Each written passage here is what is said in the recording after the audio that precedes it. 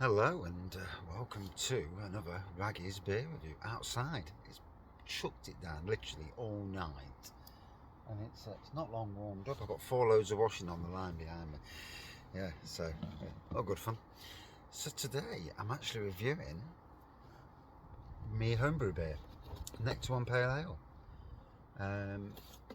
Brewed it using the instructions down to the letter. I did not piss about with this beer like I normally do. Brewed it short, 20 litres, so whereas it probably would have been, I think it was 5% or something, it doesn't say. I'm sure it was about 5% is what it turned out to be. Not that ABV matters, it's just the beer tastes nice, that is king, obviously. So, here's the beer in the bottle. I've done this outside because I wanted you to see, here's my glass, I wanted you to see that the beer in its best colour, best form. Oops, missed a bit.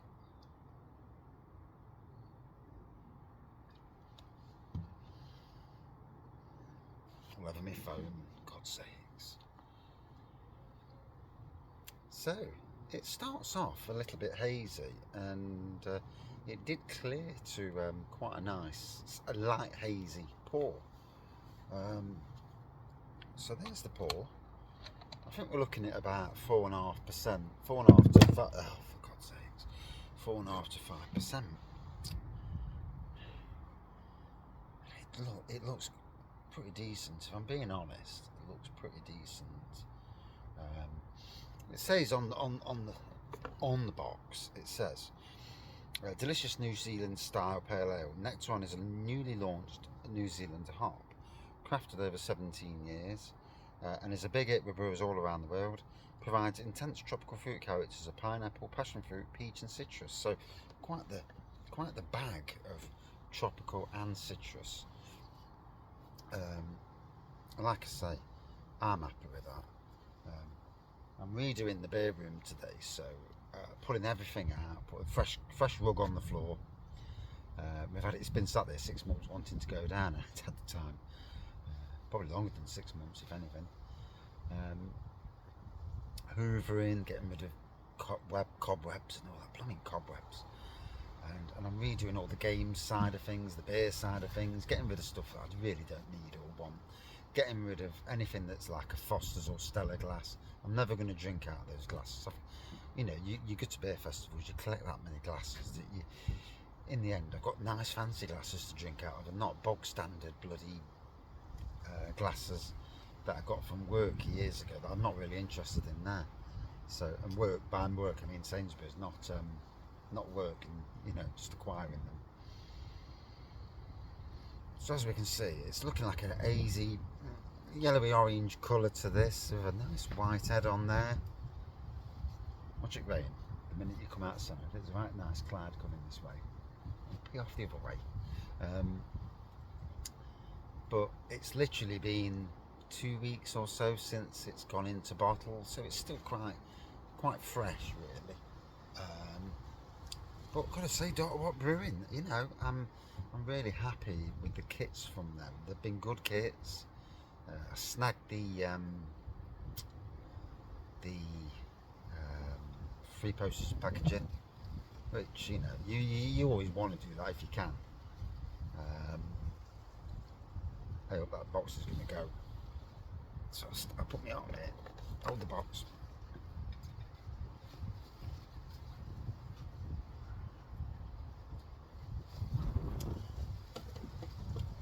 And that passion fruit and peach straight away. Not massive aroma. The aroma is there, the tropical and citrus, but it's not boof. You know, it's there, but it's more than subtle. So it's in that sweet zone between both.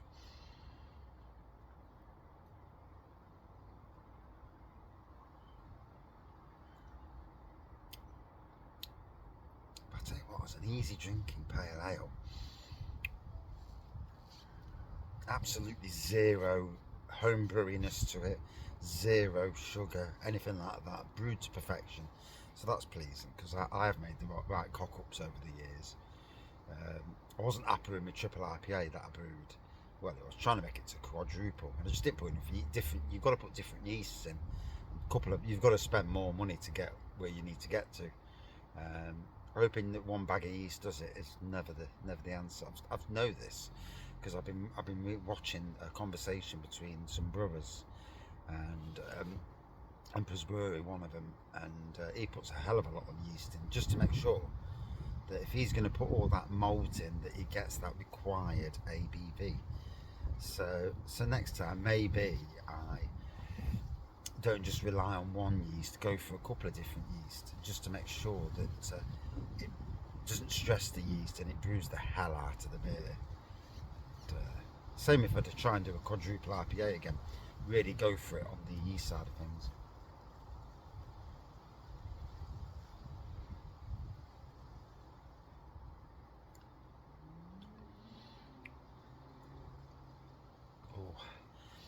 So it's quite easy drinking, and then there's like an intense tropical kick that comes in so far into the beer.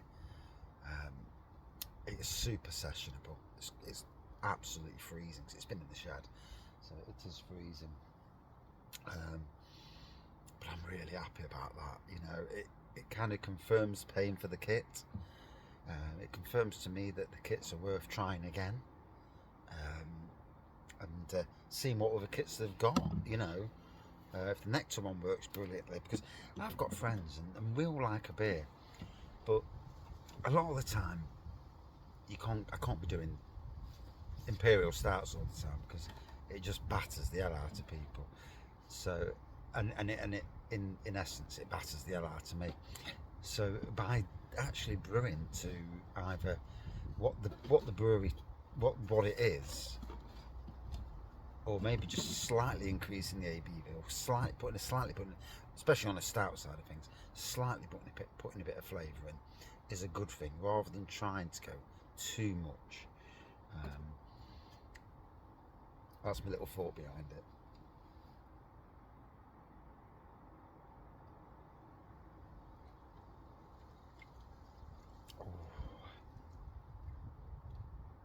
That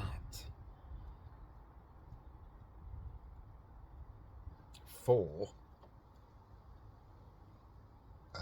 kit beer, which was, I think it was 21 quid or something on them lines. That's delivered. Not quite 40 pints, about 37 pints of beer. So what is it? 37 pints, one bag of sugar. I use sugar. You can use it, you know, more expensive means, but it's delivered. It's delivered. A nice drop.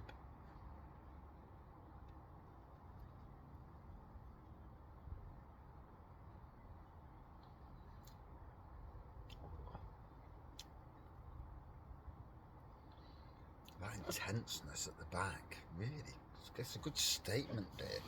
Put the bottle back up now. Now it's here we go.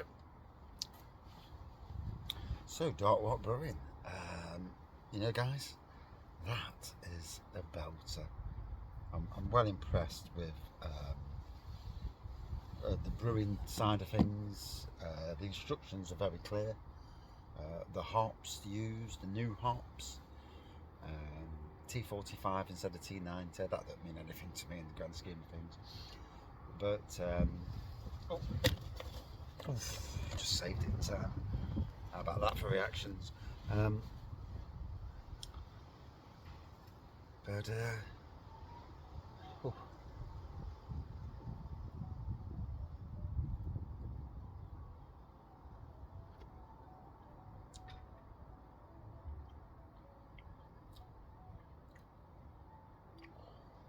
Quite the twangy, intense beer. I am going to give a bottle away to a couple of mates, see how they go with it, see what they think. As you do, you know, you want to share if you've done well, you want to share it a bit and just see what they think.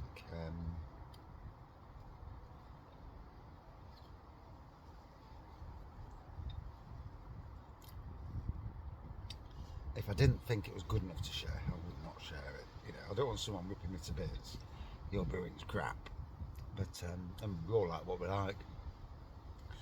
I mean, I've drank beers from breweries that have not been great, so I know that my own brew sometimes might not be the best, but it's just as good as what some of the stuff people put out. And that's breweries that win competitions. But anyway, yeah, really enjoyed that. It's certainly at the spot. I'm happy with how it's come, and yeah, it's remained easy this time. Last time it kind of cleared, so I was wondering if it was going to stay clear. So yeah, but am I happy? Yes, absolutely. Like I said, not doing the score thing anymore. I've just given up with it. I'm trying to just keep myself going with this beer wheeled thing, you know, trying to keep my interest levels going. And the scores, I find scoring so tough, but I'm telling you now that kit is absolutely worth a try. Session series, wow. You know, pale ales are the things that sell the biggest in pubs. Why? Because they're sessionable, they're easy drinking, and you don't get hammered straight away. Impy starts and triples are great. I mean, I love them, but that's something I would drink that in a pub, and that tells you something. And yeah, nice to do a beer review outside for a change. More beer reviews coming. I might actually set up a beer review thing so that whenever I'm outside and it's nice, I come outside, do a beer review outside, but have it set up, you know, a block or something set up ready to put the phone against and have the beer in the background, so it's set up perfectly, like a little studio outside. But yeah, a cracking Sunday, apart from the rain obviously. Chucked it down all morning, bloody freezing. That's why I started in the shed, but it's given me the nudge I needed. So cheers everyone.